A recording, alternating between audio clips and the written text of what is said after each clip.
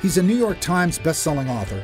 He's written 10 books, and he also has a passion for a game. The first time I played hockey, it was a religious experience. I just loved it.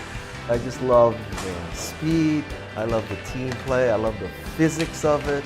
You know, not a lot of people take up hockey at 48. The key to my success is I'm willing to grind it out. The dedication that Guy Kawasaki puts into his lunchtime hobby is the same devotion that's brought him success in 3 careers in Silicon Valley. He's currently most widely known as the author of books like Enchantment and The Art of the Start. In the world of venture capital investing, he's known as one of the co-founders of Garage Technologies. And 25 years ago, the charismatic salesman introduced Apple computers to the world through a new style of marketing, evangelism. So our job was to convince software companies and hardware companies to create products before this platform truly exists, zero installed base, lousy tools, to just, join our sort of religion. Guy Kawasaki grew up on the island of Oahu. He was the second child of a state senator who represented the suburbs of Honolulu. The Kawasaki family emphasized education. Back in those days, if you're an Asian American, your parents want you to either be a doctor, a lawyer, or a dentist. He went to UCLA for his MBA, but the most valuable lesson he learned was making connections.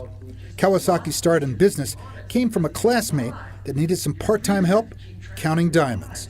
Jewelry is an intensive business on how to sell. And to this day, I think many people underappreciate the value of knowing how to sell.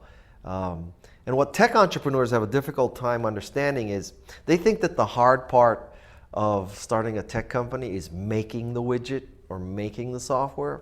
Not to say that this is easy, but really the hard part is selling the software or selling the widget. Another friend from UCLA was Mike Boych, who worked with Apple Computers. In 1983, Mike showed Guy a preview of a new product that Apple was working on, the first Macintosh. Even though he'd never taken a computing class in his life, Guy fell in love with the product and recognized that it was going to be revolutionary. He was hired by Apple's marketing director, Mike Murray, to be the company's software evangelist. He didn't want people to go out and sell Macintoshes to developers. He wanted someone who would go out and proselytize them, to evangelize them, to enchant them, to sell the dream of creating great software that would empower people who could never use a personal computer before to use a personal computer. The sales pitch emphasized the greater meaning behind a product. Instead of convincing people to buy your widget, you were actually convincing them to join your cause. He eventually became an Apple Fellow for marketing during some of Apple's darkest years. By 1997, though, Silicon Valley was fully in its economic boom.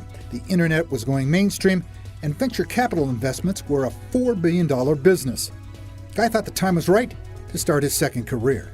No matter how hard you work at Apple, no matter how righteous you think you are and how challenged you think you are, really, when you're out from the mothership, that's where you separate the men from the boys or the women from the girls. I wanted to be rich. An entrepreneur has a very difficult time getting through to a venture capitalist or an angel investor because of the sheer number of people they're competing with. There's a lot of manure to go through. During its first 5 years, Garage helped 100 startups raise nearly $400 million in investments, and Guy Kawasaki met with a lot of young entrepreneurs. In college, you think everything is a science. The older you get, the more you realize that, man, it's just people. Advising young entrepreneurs led Guy to his third career as an author and speaker. He'd published a few marketing books during his time with Apple, but Guy's philosophy went mainstream in 2004 with the publication of what is now recognized as the Startup Bible, The Art of the Start. The one thing that everybody, I don't know, everybody's a strong word, remembers from Art of the Start, if I were to guess, it would be the 10-20-30 rule of PowerPoint. The optimal number of slides in PowerPoint presentation is 10. You should be able to give that presentation in 20 minutes, and there should be no font smaller than 30 points. And if people in the world would just embrace that rule, this would be a better world. The other thing that has achieved notoriety is I tell people to make a mantra, not a mission statement. And a mantra is 2 or 3 words. Nike's mantra could be authentic athletic performance. eBay's mantra could be democratize commerce. Target democratizes design. And so my mantra is empower people. Sometimes I empower them as a venture capitalist. Sometimes I empower them as a speaker. Sometimes I empower them as a writer. He speaks and tweets almost non-stop. Some wonder, is Kawasaki just another talking head? How much of this is just hot air? If you were to look at my 1040, you would see the bulk of my income comes from speaking. And however, I don't consider myself a professional speaker.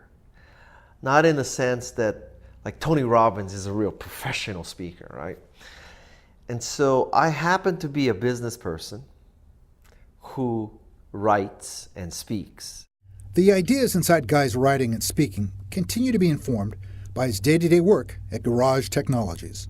In life, everything is a long grind. Yeah, sure, we would all like to have a Google. Yeah, you know, and I would like to be Wayne Gretzky. But the point is, there's only one Wayne Gretzky. There's only one Google. It's just, life isn't like that. A lot of people are not willing to grind it out. I am not only willing to grind it out, I love to grind it out.